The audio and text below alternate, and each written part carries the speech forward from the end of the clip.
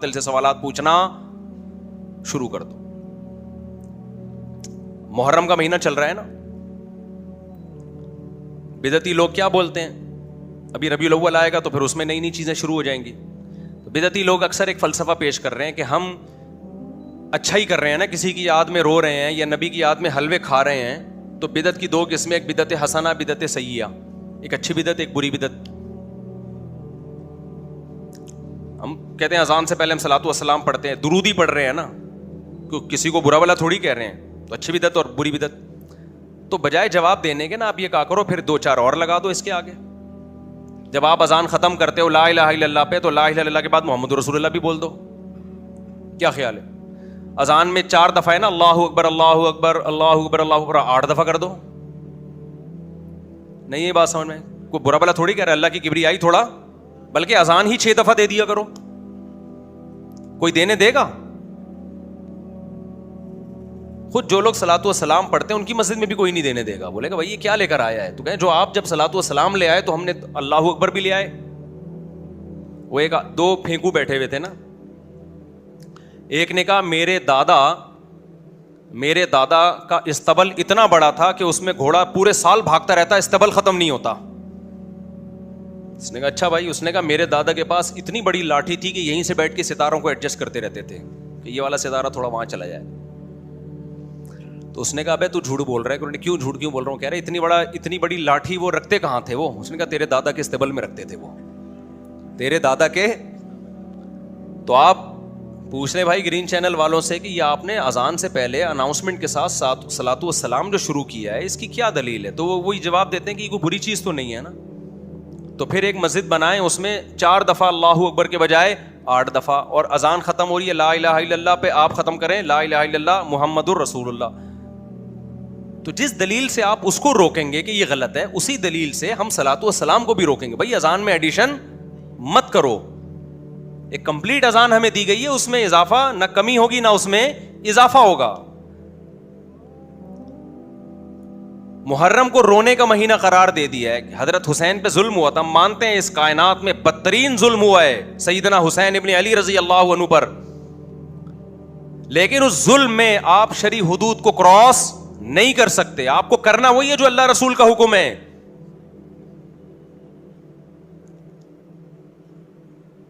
اگر غم حسین میں رونا نبی کی سنت ہے تو جب غم ہوا تھا اس وقت سنت تھا. ہر سال محرم میں کیا نبی روئے ہیں کیا؟ نبی صلی اللہ علیہ وسلم کو جب فرشتوں نے بتایا کہ سیدنا حسین کو قتل کیا جائے گا تو آپ روئے. اس وقت رونا یہ نیچرل ہے. جب انسان غم کی خبر ملتی ہے تو کیا ہوتا ہے؟ روتا ہے انسان. تو کیا آپ نے صحابہ کو بتایا کہ ہر سال رونا ہے؟ یا جب جبریل نے آپ کو خبر دی اگلے سال جب وہی تاریخ آئی تھی تو آپ اس غم کو یاد کر کے دوبارہ روتے؟ دیکھو ایک ہے رونا, ایک ہے رونے کی کوشش کرنا. ہمارے نبی کی نواسی کا انتقال ہوا, چھوٹی بچی, آپ کی گود میں انتقال, آپ کی آنکھوں سے آنسو جاری ہو گئے. صحابہ نے کہا یا رسول اللہ آپ تو ہمیں صبر کی تلقین کرتے ہیں, آپ کیوں رو رہے ہیں؟ اس کا مطلب کیا ہے کہ نبی باقاعدہ پروگرام کر کے معاذ اللہ نقل کفر نہیں رو رہے تھے, غیر اختیاری رو. آپ نے فرمایا تو دل غمزدہ ہے. فرمایا نبی صلی اللہ علیہ وسلم نے دل غمزدہ, اپنے بیٹے کے انتقال پہ آپ نے فرمایا دل غمزدہ ہے, آنکھیں اشبار ہے, لیکن زبان سے وہی نکلے گا جس پہ ہمارا رب ہم سے راضی ہوگا. زبان سے ہم غم کے الفاظ نہیں نکالیں گے. رونے اسلام میں نوحے کو کیوں حرام قرار دیا گیا؟ رونے پیٹنے کو کیوں؟ 3 دن کے بعد تو تعزیت مکروہ ہے اسلام میں, تاکہ غم کو لمبا نہ کھینچو آپ. حسین سے محبت یہ نہیں ہے کہ آپ ہر سال محرم میں رونا پیٹنا شروع کریں. اسلام میں رونا غم کی وجہ سے خود بخود کسی کو رونا آ رہا ہے ٹھیک ہے, باقاعدہ رونے کا پروگرام بنانا کیا ہے؟ یہ ناجائز ہے. اور ویسے بھی اسلام میں دنوں کی یہ ویلیو نہیں ہے کہ فلاں دن کو کیا ہوا تھا. 1 محرم سے لے کے 30 ذی الحجہ ہر دن اسلامی تاریخ میں خوشی کا بھی ہے اور غم کا بھی ہے. ہر دن میں کچھ نہ کچھ ہوا ہے, کوئی خوشی کا کام ہوا ہوگا, کوئی غم کا کام ہوا ہوگا. اس لیے اسلام نے خود ہمیں تاریخیں دے دی کہ کون سی تاریخ خوشیوں کی ہے, غموں کی تو کوئی تاریخ دی نہیں اسلام میں. 1 محرم سے لے کے 30 ذی الحجہ تک ہمارے پاس جو دن آتے ہیں یا تو عبادت کے آئیں گے یا خوشیوں کے آئیں گے. غم کا کوئی بھی دن اسلام نے ہمیں نہیں دیا, نہ کوئی منحوس مہینہ کسی مہینے کو قرار دیا. ہمارے پاس خوشی کا دن کون سا ہے؟ عید الفطر. اس میں غم کا ہے خوشی ہے؟ کیا کوئی پیدا ہوا تھا اس دن؟ رمضان کے روزے ختم ہوئے ہیں بھائی, ایک عبادت کی آپ نے, 27ویں رات عبادت کی رات, کوئی پیدا ہوا تھا اس دن؟ لیلۃ القدر تھی, اللہ نے قرآن نازل کیا اس کے اندر. قرآن نازل ہونے کی وجہ سے لیلۃ القدر نہیں بنی. انا انزلناہ فی لیلۃ القدر, اللہ کہتے ہیں پہلے سے لیلۃ القدر تھی, ہم نے اس میں کیا کر دیا؟ مبارک رات کا انتخاب کیا, تو پہلے سے مبارک تھی وہ. عید الاضحیٰ کیا ہے؟ قربانی ہے, کسی کی پیدائش اور کسی کی وفات یا شہادت کا دن نہیں ہے. اور نبی صلی اللہ علیہ وسلم نے فرمایا لا عدوى ولا طیرہ, اسلام میں نحوست تو ہے ہی نہیں. کسی دن کو, کسی مہینے کو, کسی شخصیت کو منحوس قرار دینا یہ اسلام میں جائز نہیں ہے. تو سیدنا حسین سے محبت کا تقاضا آپ کو فالو کرنا ہے. پھر بھی میں بار بار کہتا ہوں, جو شیعہ حضرات جو کر رہے ہیں ان کو کرنے دو, کسی کو چھیڑو نہیں آپ جا کے. ہمارا ملک فرقہ واریت اور لڑائی جھگڑوں کا متحمل نہیں ہے, لیکن آپ کو یہ فیصلہ کرنا ہے کہ آپ یا تو ادھر ہو جاؤ یا ادھر ہو جاؤ. تو بات میں سمیٹتا ہوں, میں یہ کہہ رہا تھا باطل. تو اللہ میاں نے قرآن میں کہا کہ میں نے انسان کو اپنی عبادت کے لیے پیدا کیا, اچھے عمل کے لیے پیدا کیا, قرآن کہہ رہا ہے. اور اچھے عمل کو بھی اللہ کہہ رہا ہے اگر تمہیں یہ بات میرا دعویٰ سمجھ میں نہیں آتا ہے تو تم بتا دو کیوں پیدا کیا. ہمارے پاس کوئی جواب ہے کیوں پیدا کیا؟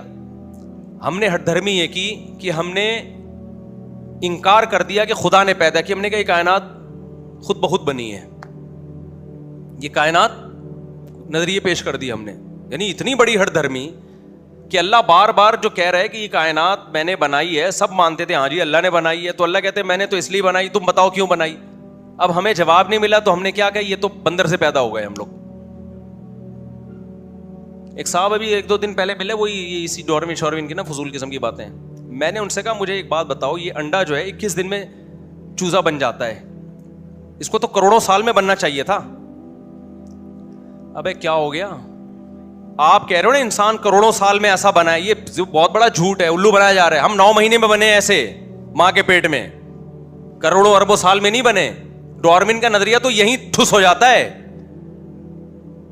یہ تو انسان کو ماں کے پیٹ میں بنتے ہوئے دیکھ رہے ہیں, نہیں دیکھا ہوتا نا تو پھر کسی سائنسدان کے پاس مجھے لے جاتے, آپ کو لے جاتے, وہ کہتا ہے یہ کروڑوں اربوں سال میں ہی بن کے آیا ہے.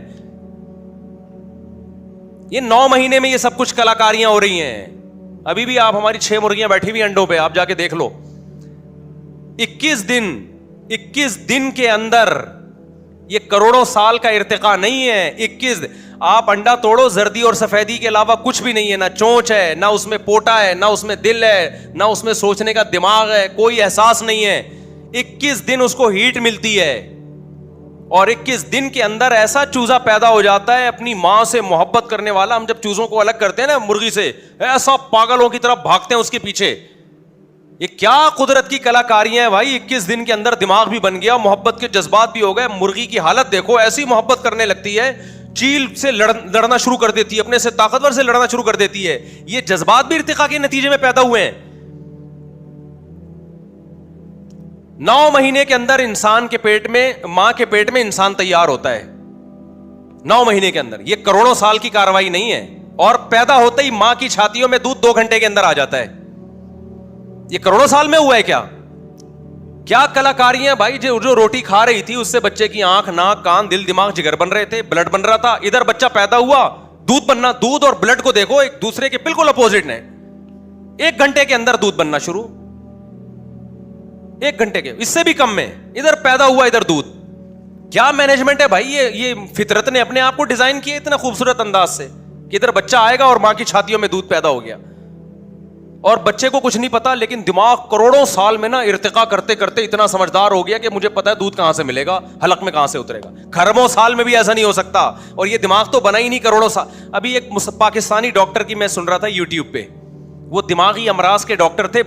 میں نے کہا اس کا اپنا دماغ کے علاج کی ضرورت ہے. وہ کہہ رہے جو ہمارا دماغ بنا ہے نا کروڑوں اربوں سال میں بنا ہے, یہ ارتقاء کے نتیجے میں. میں نے کہا اس کو میں جا کے پکڑوں, ڈاکٹر صاحب یہ 9 مہینے میں بنا ہے, یہ کروڑوں سال میں نہیں بنا, یہ 9 مہینے میں بنا ہے. کیوں اندھے ہو گئے ہو خدا کی آیات سے؟ کیوں اندھے ہو گئے ہو؟ یہ 9 مہینے میں تیار ہوا ہے, یہ کروڑوں سال میں نہیں ہوا. آپ کہہ سکتے ہیں ڈاکٹر کو بھی پتا ہے 9 مہینے میں, پتا ہے لیکن اندھا بنا ہوا ہے. وہ ڈارون کی باتوں میں آئے اگر کروڑوں سال میں، بھائی 9 مہینے میں یہ کھوپڑی تیار ہوئی ہے. تو ایک چیز ایسی یہ ڈیجیٹل کیمرے تھوڑے دنوں میں ہماری آنکھوں میں کھوپڑی میں فٹ ہوئے ہیں. تو اس لیے ہم بنے نہیں ہیں، بنایا ہے، اور بنانے والے نے ہمارے زندگی کا مقصد اچھا عمل. تو اچھے عمل میں میرے بھائی وہ عمل جس کو اللہ اچھا کہے. انٹرٹینمنٹ چاہے مذہب کے نام پہ ہو یا ویسے ہی ہو، اللہ اس کو اچھائی میں شامل نہیں کرتا. تو یہ جو ربیع الاول میں ہم جو کچھ کرتے ہیں، محرم میں ہم جو کچھ کرتے ہیں، یہ دین نہیں ہے، یہ انٹرٹینمنٹ ہے. آپ کہہ سکتے ہو رونا دھونا کہاں سے اور نبی کے نام پہ ناچنا کہاں سے انٹرٹینمنٹ ہو گیا. اور بھائی رونے کی محفلیں بھی انٹرٹینمنٹ تفریح ہوتی ہیں، اور ناچنا گانا بھی کیا ہوتا ہے؟ تفریح ہوتا ہے.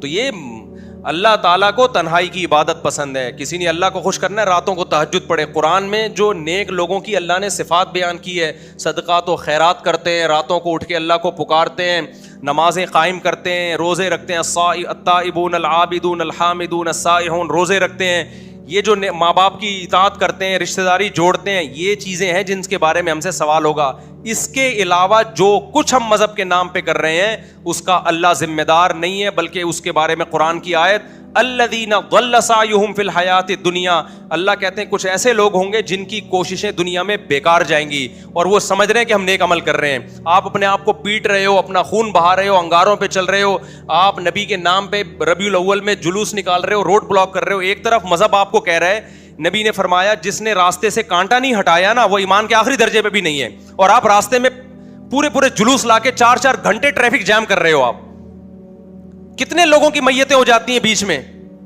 دنیا کے کسی ملک میں اس کی اجازت نہیں ہے، اور آپ نے اس پہ لیبل کیا لگا لیا؟ مذہب کا لیبل. اللہ کو ہم راضی کر رہے ہیں. اللہ اس پہ راضی نہیں ہے کہ راستے میں کانٹا پڑا ہوا ہے آپ اٹھاتے نہیں ہو. اللہ اس پہ راضی کہاں ہوگا کہ راستے میں کانٹا پھینکو. کانٹا پھینکنے کی تکلیف زیادہ ہے یا 6 گھنٹے کے لیے روڈ بند کرنے کی تکلیف زیادہ ہے؟ موبائل کے سگنل بند، ساری ایمرجنسی مت. کیا حضرت حسین اس چیز سے خوش ہوں گے؟ ربیع الاول میں بھی یہی ہوتا ہے.